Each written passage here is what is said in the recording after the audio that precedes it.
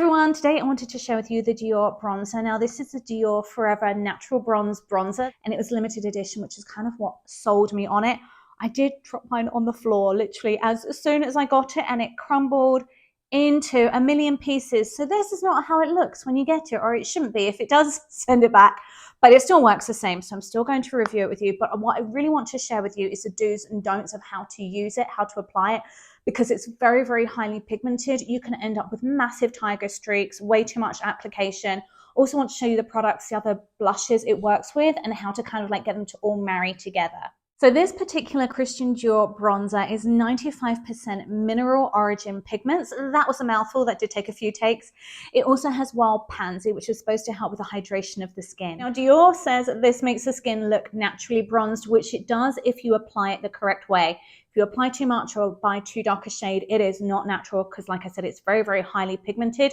It is really long lasting, which I like about it. So let's pop it on. So the Dior Forever Natural Bronze bronzer comes in 6 different colors. This is number 004, so it's kind of right in the middle and it's called Natural Tan. I'm just going to show you a tiny bit on my hand so you can kind of see the shade we are working with today. Can you see what I mean? If you grab too much, it's a very, very intense color. You're really going to want to try and blend that out. So try and pick up as much as possible. But can you see how quickly and nicely that blends out? I can easily get a really nice natural finish.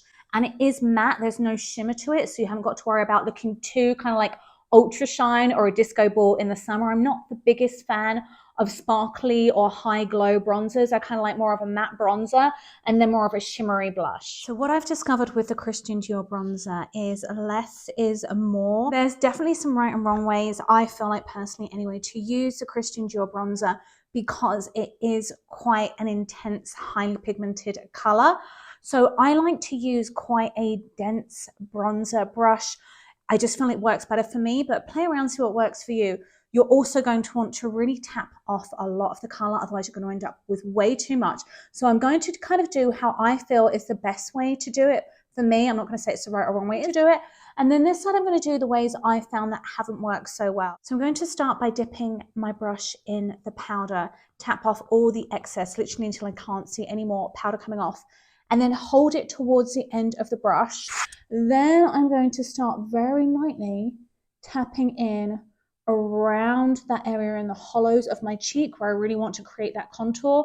I try and go up as high to the bone as I can rather than low. I'm not going to do a whole contour how to right now. You guys know how to do that. But I'm gently blending in the color upwards. I'm not going downwards. Hi Star, everything is going upwards. And you can create however much definition as you want, but I would say start lightly, build the layers because it's easier to add than to take away. And then if you see an area where you've got too much color, obviously you can just buff it out a little bit more. So that would be how I would do that on that cheek. I tend to like a very, very contoured cheekbone. So I tend to just go in with my setting powder. Normally I would start with my bronzer, but I just did it at the end so I had more makeup on. And I would leave that then to set the rest of the time. I would also do my nose contour then, which I haven't done yet. I tend to use a much narrower brush. I'm going to tap that off and I'm just going to go along. I literally go along the top of the bridge, not the side of it. And again, very, very holding at the end, very, very light strokes so I can build the coverage up. And I'm going to take that into my brow bone. I'm just going to talk through this really quickly whilst I'm doing it because you guys probably know how to contour, or that should be a whole nother episode, you know what I mean, YouTube video. And I really like a button nose. I can tell the cat's right behind me. I'm not getting cat fur stuck to my eyelashes. I'm just going to do the other side. And I have noticed I really over contour my nose sometimes on these videos. And then I would do the same thing. I'm just going to leave that setting for now. The reason I like the triangle puff for doing the nose contour is because literally it's a straight line. I don't have to worry about trying to get that line straight. It does it for you, which is brilliant. We're just going to leave that looking crazy right now. I want to show you the other side doing it kind of like the wrong way. And then I'm going to show you how different blushes set with it, a cream and a liquid brush. So I'm going to grab some more powder. I'm going to hold it lower down. I'm just going to grab way too much. And then if I just shove that on, same positioning, but just a different application method And then I'm just going to have way too much product placement. You end up with the tiger stripes rather than it being very, very easy for me to blend this out when I go in with the blush. So this is what you don't want to do. If you hold it too low down, you're going to get way too much color saturation. If you, however, do that, it is quite fixable. You're just going to go in, definitely tap around the top where you see the harsh lines. Definitely try and work on blending those out. I've got no powder on brush now. And just really just work on just buff, buff, buff. If that doesn't work, you can always go in with a beauty blender and just tap off around the edges and then go in with a sponge. And again, same thing, tap around the edges. And then I'm just going to let this cheek set too. Make sure I've done them kind of equal height. I often use a cream base as well if I want it to last longer. I'm just going to go in and fill in there, try and create the illusion of a smaller forehead. A little bit of a jaw contour. Okay, so I like to leave my bronzer setting while I do my cheek color. That's up to you. I want to show you the difference of using a cream and blush on one side and a liquid kind of highlighter blush on the other. I tend to flip-flop between which two I use.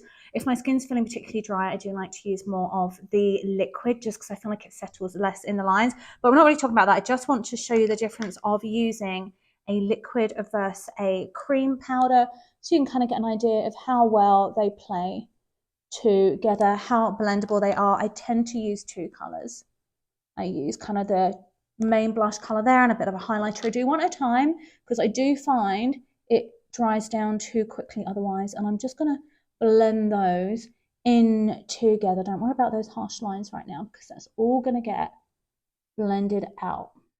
And what you really want to do is make sure you're focusing on blending out the top lines. And then I'm going to come back in. This is how I blend out this line. I make sure there's literally nothing on the brush. And then I'm just going to come back in and just tap along that line. And then slightly over the top of the blush and the contour to kind of marry those two together. And then if I feel like that line's kind of got too kind of blurred and isn't crisp enough, I'll go back in with this and just kind of like press it down, maybe even pick up some more powder, tap that in, and then tap that off. So this, there's no right or wrong. This is personal preference. I just like quite a hard line, but that's entirely up to you. And if I feel like that's too hard a line, I'll tap around the edges there. So that's cheek one. Take this off now as well, because I think that's done. If I feel like there's too much nose contour, I just go back in with whatever foundation's left on my beauty blender and then just blend that all in. It's kind of my signature look, so I'm going to do it. I like putting a tiny bit of highlighter on the end of my nose because it's just for fun. And I like, you know, I like my shimmer and glimmer. And again, literally, if you do too much product, I just tap, tap, tap, tap, tap until I feel like it's where I want it to be. And I wouldn't powder over that because that takes off some of the sheen. Let's go in and use this cream contour on the other side. So I'm just going to pick up some color. Obviously, you can't tap it off, it's cream. And then just very, very lightly build up a bit of a Aunt Sally. So I tend to put it on with one side and then blend it out with the other. Now, this is a very highly pigmented product as well. And rather than using this brush a lot of the time to blend out the bottom, I'll flip this and just go in there and blend that over. Come back in with this, finish crisping it up. I'll come back in with this maybe and marry the colors together.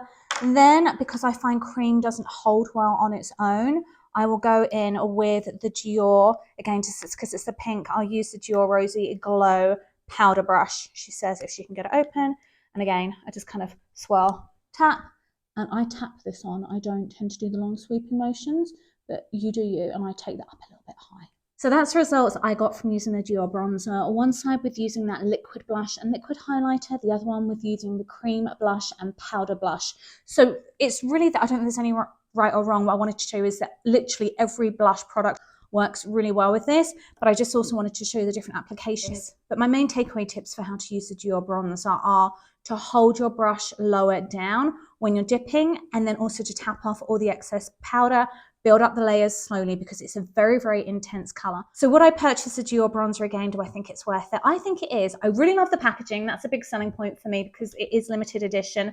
I like this color on me. They do have a few different colors. So if this is too dark, you could go lighter. I'm normally a lot more tan than this. I do like my fake tanner, but I think it's a good product. I think it's quite easy to work with once you get the knack. And it is good value for money because it's so highly pigmented, a little goes a long way. I'm going to link this to your bronzer below, but it is limited edition. So if you want it, grab it quickly before they discontinue it. Thanks so much for watching. If you like this video, don't forget to give it a quick thumbs up and subscribe.